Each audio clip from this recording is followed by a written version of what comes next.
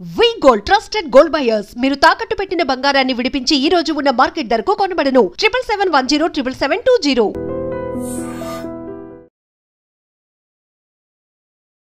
Welcome to I dream media. So జనరల్గా women పెళ్ళి పిల్లలు ఇదొక ఏజ్. సో ఖచ్చితంగా పిల్లల్ని ఈ ఏజ్ వరకు కనాలనే ఒక ప్రోటోకాల్ కూడా ఉంది. ఎందుకంటే వాళ్ళని క్యారీ చేసే అది కానీ పిల్లల్ని పెంచే బాధ్యత కానీ శరీర సహకారం కానీ ఆ టైం వరకే ఉంటుంది, ఆ ఏజ్ వరకే ఉంటుంది అంటారు. అయితే ఇప్పుడు చాలామంది కూడా 30+ పెళ్లి చేసుకోవడం వల్ల ఎగ్ ఫ్రీజింగ్ కోసం వెళ్తూ ఉన్నారు. ఎగ్ ఫ్రీజింగ్ మంచిదేనా? మనకి కావాల్సినప్పుడు పిల్లల్ని కనవచ్చా? పూర్తి వివరాలు తెలుసుకుందాం. మనతో పాటు ప్రముఖ యోగా అండ్ స్పిరిచువల్ గురు అరుణాదేవి గారు ఉన్నారు. మ్యామ్ నమస్తే అండి. సమాజంలో సోషల్ మీడియాలో ఏదైనా ఒక వార్త వైరల్ అవుతుంది అంటే అందరు దాని గురించి ఆలోచిస్తారు. మీరు పెద్ద యోగా గురువులు, సో ఎన్నో ఏళ్ళ నుంచి ఉన్నారు. మీ దగ్గరికి అనేక రకాల ఇన్ఫెర్టిలిటీ సమస్యలతోనే అనేక రకాల మంది వస్తూ ఉంటారు, విమెన్ మెయిన్గా. ఇప్పుడు ప్రెగ్నెన్సీ టైంలో మీరు దానికి చేసే గర్భ సంస్కారం కావచ్చు, పిల్లలు పుట్టాక డెలివరీ తర్వాత మీరు ఇచ్చే రకరకాల ప్యాక్స్ అనేవి ఇస్తూ ఉంటారు, వాళ్ళకి ఫుడ్ అనేది ఇస్తూ ఉంటారు.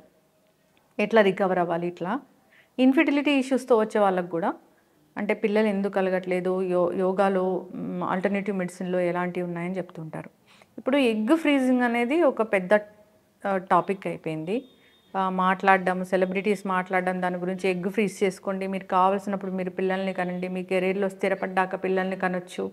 ఇట్లాగా ఎగ్కి ఏజ్ అయిపోతుందని ఆలోచించినప్పుడు విమెన్కి కూడా ఏజ్ అయిపోతుంది కదా, ఏం చెప్తారు?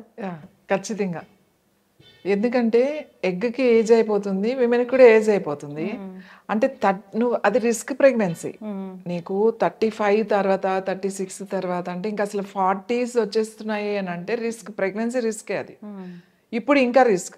ఒకప్పుడు అంటే ఇంకా స్ట్రాంగ్గా ఉండేవాళ్ళు, అప్పుడు డైట్ వేరు, అప్పుడు ఉన్న పరిస్థితులు వేరు కాబట్టి, ఇప్పుడు పరిస్థితులు వేరు కాబట్టి ఇప్పుడు ఎవరికి అది అసలు ఎగ్ ఫ్రీజింగ్ అనేది ఎవరికి అదేమి ఇప్పుడు ఏం కొత్తగా వచ్చింది కాదు. మనకి మహాభారత మన పురాణాలలో కూడా ఈ ఎగ్ ఫ్రీజింగ్ మనకు ఉంది. అలాగే సరోగసి ఉంది, ఇవన్నీ ఉన్నాయి. ఇవేం కొత్తగా ఏమీ లేదు, మనం విన్నాం. కుంతీదేవి స్టోరీ మనకి తెలుసు, అలాగే గాంధారి స్టోరీ మనకి తెలుసు. కుండలో పెట్టి ఎట్లా మరి వాళ్ళు అంటే అది స్టోరీ వచ్చి కుండలో పెట్టారు అని అంటే అది ఒక ప్రాసెస్ కదా. అది దాన్ని అక్కడ చేశారు అనేది, వాళ్ళ ఆ ఫ్రీజ్ ఎట్లా చేశారు అనేది అది ప్రాసెస్. అది మనం కథ చెప్పేటప్పుడు ఆ కుండలో పెట్టారు అని చెప్పేస్తాం. ఇదే కాదు, నేను చిన్నప్పుడు చాలా స్టోరీస్ విన్నా. ఎవరో కూరగాయలు అదే అమ్ముకునేటప్పుడు తర్వాత ఎవరో రాజుగారు ఉన్నారు, ఆ రాజుగారికి పిల్లలు లేరు. పిల్లలు లేకపోతే అప్పుడు ఎగ్ వేరే ఒక సమస్య వచ్చింది ఆ రాణి గారికి. అంటే అప్పుడు మనకి తెలియదు, ఆ కథలు విన్నప్పుడు ఆ రాణి గారికి సమస్య వచ్చింది. అది తగ్గని సమస్య వచ్చినప్పుడు పిల్లలకి ఇబ్బంది అవుతుంది అని చెప్పేసి అప్పుడు రకరకాల మందులు ఆ రాణిగారికి ఇవ్వాలి అంటే రాజవైద్యులు చెప్తారు, ఇప్పుడు ఈ మందులు అన్నీ ఇస్తే ప్రాబ్లం అవుతుంది, మీకు అసలే యంగ్గా ఉన్నారు, మళ్ళీ వారసులు లేకపోతే రాజ్యానికి ఎవరు ఉండరు, అందుకని మనం ముందే ఎగ్ తీసి దాన్ని జాగ్రత్త పెట్టుకుని తర్వాత ఈ రోగం తగ్గిన తర్వాత, ఈ వైద్యం అంతా అయిన తర్వాత ఆ మందులు వేస్తే ఎగ్ అది ఇబ్బందిలో ఉంటుంది, ఎగ్స్ మళ్ళీ రిలీజ్ అవ్వని చెప్పి తీసి దాన్ని జాగ్రత్తగా అంటే కథ కాబట్టి కుండలో పెట్టారు. కుండ అనేది ఏంటంటే ఏదైనా మనం నిల్వ ఉంచడానికి, ఎక్కువ రోజులు ఉంచడానికి కుండ అనేది ఎక్కువ వాడతాం మనం న్యాచురల్ వేలో. అలా పెట్టి తర్వాత ఆవిడికి ఎంతో వైద్యం చేసి పులిపాలు తీసుకొచ్చారు. రాజ్యంలో ఒక చాటింపు వేశారు, ఎవరైతే పులిపాలు తీసుకొచ్చి రాజుగారికి ఇస్తారో వాళ్ళకి అర్ధరాజ్యం ఇస్తాము అని చెప్పారు. ఇలాంటి స్టోరీస్ చాలా విన్నాం. అప్పుడు అంత ఆలోచన లేదనుకోండి, చాలామంది కూడా వినే ఉంటారు ఇలాంటి స్టోరీలు. అయితే అంటే ఫ్రీజ్ చేయడం అనేది అప్పుడు ఉంది, మధ్యలో కొంత మనం ఏమైనా మిస్ అయ్యామో. కానీ ఇప్పుడు ఏదో అడ్వాన్స్డ్ టెక్నాలజీ వచ్చేసింది అని అనుకోవద్దు, అప్పుడు ఆ టెక్నాలజీ ఉంది, ఇప్పుడు మనం ఎక్కువ మాట్లాడుతున్నాం. కానీ ఎలాంటి పరిస్థితుల్లో ఫ్రీజ్ చేస్తారు? ఇప్పుడు సపోజ్ ఎవరికైనా ఇప్పుడు చాలా ఎర్లీ స్టేజ్లో క్యాన్సర్ వస్తుంది, యంగ్గా ఉన్నప్పుడు క్యాన్సర్ వస్తుంది. ఈ క్యాన్సర్ వచ్చినప్పుడు వాళ్ళకి ట్రీట్మెంట్స్ ఇవ్వాల్సి వస్తాయి. ఈవెన్ మెడిసిన్స్ కానీ లేక మెడికేషన్ చాలా హై లెవెల్లో ఉంటుంది. క్యాన్సర్ మెడికేషన్స్ ఎక్కువ పాయిజన్స్తోనే ఉంటాయి. ఈవెన్ కీమో ఎనీ రేడియేషన్స్ ఇట్లాంటివి ఇచ్చినప్పుడు అప్పుడు ఆ ఎగ్స్ అనేవి మళ్ళీ మనకి రీప్రొడ్యూస్ అయ్యే అవకాశాలు తక్కువ ఉంటాయి. తక్కువ కాదు, అసలు చాలా కష్టమైన విషయం. ఇలాంటి వాళ్ళు మనకి పిల్లలు కావాలి అని అనుకున్న వాళ్ళు ఆ ఎగ్ అనేది ఫ్రీజ్ చేసుకోవడం అనేది అప్పుడు ఉంది, ఇప్పుడు కూడా చెప్తారు. అంటే ఈ అవకాశం ఉంది కాబట్టి మీకు మళ్ళీ ఫ్యూచర్లో ఇది తగ్గిన తర్వాత మళ్ళీ మీరు ఆ ప్రాసెస్లోకి మీరే కనొచ్చు అని చెప్పి.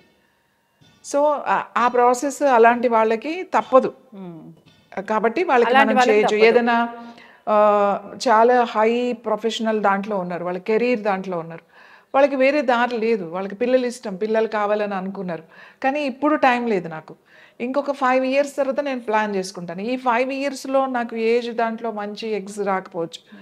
సో వాళ్ళు ఇస్తారు, కానీ దానికి ఒక ప్రాసెస్ ఉంది.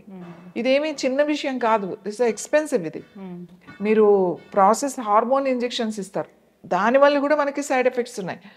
అంటే ఇప్పుడు మోడర్న్ వీళ్ళు ఏం చెప్తారంటే ఈ సైడ్ ఎఫెక్ట్స్ అప్పటి వరకే, హార్మోన్స్ ఇంజెక్షన్స్ అనేవి మనం స్టాప్ చేసేసిన తర్వాత అప్పుడు పర్వాలేదు ఏమి ఉండదు అంటారు. కానీ ఒకసారి నీకు హార్మోన్స్ ఇచ్చినప్పుడు హార్మోన్స్ స్టాప్ చేసిన తర్వాత ఎందుకు ఉండవు మీకు? చాలా ఇష్యూస్ ఉంటాయి. చాలా కేర్ ఉండాలి దీనికి, డైట్ కేర్ ఉండాలి, proper yoga and relaxation techniques చేయాలి. తర్వాత ఫ్రీజ్ చేసిన దానికే ఒక ప్రాసెస్, అది ఒక నీడిల్ని పంపిస్తారు ఎక్కడికి, ఓవరీ వరకు. ఆ నీడిల్ చేసేవాళ్ళు చాలా ఎక్స్పర్ట్ అయ్యి ఉండాలి. ప్రతి వాళ్ళు మేము చేసేస్తామంటే కుదరదు, చాలా ఎక్స్పర్ట్ అయ్యి ఉండాలి. అది కూడా ఒక ఆర్ట్, అది అదేమంత ఏదో ఇలా ఇంజెక్షన్ పంపించేసి అదేదో తీసేసేది కాదు, అది చాలా ఫోకస్ చేసి ఒక మెడిటేట్ లాగా చెయ్యాలన్నమాట. అది ఆ నీడిల్ చాలా సన్నగా, ఎంత సన్నగా ఉన్నా కూడా మీకు ఓవరీల్ పంపించేటప్పుడు మనం చాలా జాగ్రత్తగా తీయాలి, లేకపోతే అదర్ సైడ్ ఎఫెక్ట్స్ ఓవరీస్కి వచ్చే అవకాశాలు కూడా ఉంటాయి. ఏదైనా రప్చర్ అయ్యి దానికి, లేకపోతే ఎక్స్ట్రా గ్రోత్స్ ఇలాంటివి వచ్చే కూడా అవకాశాలు ఉంటాయి. డెఫినెట్గా ప్రతిదానికి ఒక సైడ్ ఎఫెక్ట్స్ అనేవి ఉంటాయి. కానీ ఇప్పుడు ఉన్న ఈ ప్రచారంలో ప్రతిదానికి ఎఫెక్ట్ అయ్యేది ఎవరు అంటే ఈ మిడిల్ క్లాస్ వాళ్ళు. అవసరం లేకపోయినా కూడా మనం ఇది ఫ్రీజ్ చేయొచ్చు అనే ఆలోచనలోకి వెళ్ళకండి. అవసరం అయ్యింది నీకు, ఒకవేళ మీరు కెరీర్ పరంగా, కెరీర్ అంటే ఇప్పుడు సాఫ్ట్వేర్ వాళ్ళే తీసుకుందాం, ఇప్పుడు నేను మంచి కెరీర్లో ఉన్నా, నేను ఎప్పుడో 35 సంవత్సరాలు అని అంటే మీ యూట్రస్ కూడా అంత హెల్దీగా ఉండాలి కదా. మీ ఓవరీస్ అంటే ఆ యూట్రస్ అంత టైట్గా 9 months మోసే శక్తి మీకు 36 సంవత్సరాలు 38 సంవత్సరాల్లో ఉంటుందా? మీరు ఎవరినో చూస్తున్నారు, వాళ్ళు ఎంత కేర్ తీసుకుంటున్నారు, వెనకాల వాళ్ళకు ఒక డైటీషియన్, ఒక న్యూట్రిషన్ ఉంటారు, ఒక ట్రైనర్స్ ఉంటారు, ఒక ఎక్స్పర్ట్స్ ఉంటారు, డాక్టర్స్ ఉంటారు, ఫాలో అప్, వీళ్ళకి అంత ఒక టీం వర్క్ చేస్తారు కాబట్టి వాళ్ళు చేయవచ్చు. నీకు కూడా అంత కెపాసిటీ ఉందా? నువ్వు కూడా అంత చేసుకోగలుగుతావా? నువ్వు చేసుకోగలుగుతాను అంటే చేసుకో, అవసరం అయితేనే. నువ్వు ఏమి సైడ్ ఎఫెక్ట్స్ ఉండవు అనేది అబద్ధం. అది ఖచ్చితంగా ఎవరికి ఉండాల్సిన ప్రాబ్లమ్స్ ప్రతిదానికి ఉంటాయి. ఒక మంచి ఉన్న దగ్గర ఒక చెడు కూడా పక్కనే ఉంటుంది, దానికి కూడా ఉంటాయి. ఆఫ్టర్ డెలివరీ 9 months తర్వాత డెలివరీ అనేది ఒక ప్రాసెస్, ఇదంతా ఉంటుంది. డెలివరీ తర్వాత కూడా సరే మీరు ఫ్రీజ్ చేసుకున్నారు, మీకు కావాల్సినప్పుడు కొన్నారు, అంతా బాగానే ఉంది. కానీ ఈ ప్రాసెస్ అప్పుడు హార్మోన్స్ ఇచ్చాం కదా 10 days లేకపోతే 11 days, ఆ హార్మోన్ ఎఫెక్ట్స్ దాని తర్వాత చూపిస్తాను నీకు. ఖచ్చితంగా ఎఫెక్ట్ అనేది ఉంటుంది, సైడ్ ఎఫెక్ట్స్ అనేవి ఖచ్చితంగా ఉంటాయి.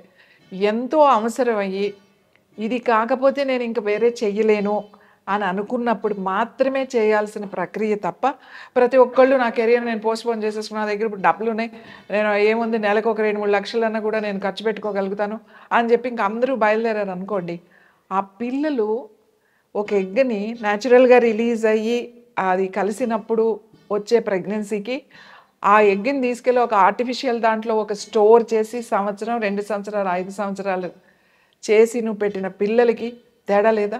ఉంటుంది. ఎందుకు తేడా ఉండదు?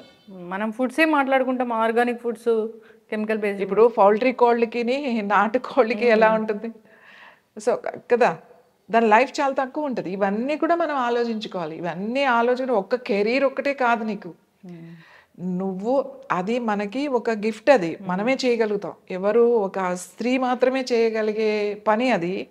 అంటే నువ్వు ఒక సృష్టిని క్రియేట్ చేస్తున్నావు.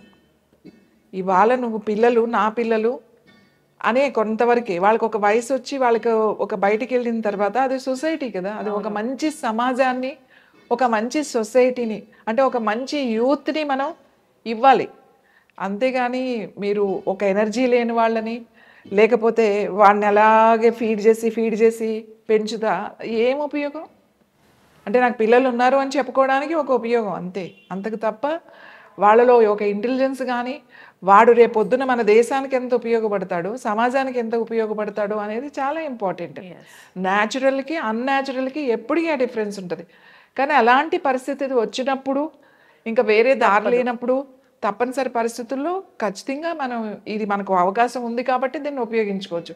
ఇది చూసి ఇదేదో వచ్చింది నేను కూడా చేంజ్ చేసుకోవచ్చు నేను ఇప్పుడు అని చెప్పేసి వెళ్ళడం అనేది మంచి పద్ధతి కాదు. అందరూ చేసే పని కాదు ఇది. అవును, అది చక్కటి ఇన్ఫర్మేషన్ మ్యామ్. మెడికల్ కండిషన్ ఉంది లేదా నిజంగానే కెరీర్లో బాగా పీక్ స్టేజ్లో ఉన్నారు, తప్పదు అన్న పరిస్థితుల్లో మాత్రమే దీనికోసం ఆలోచించాల్సి ఉంటుంది.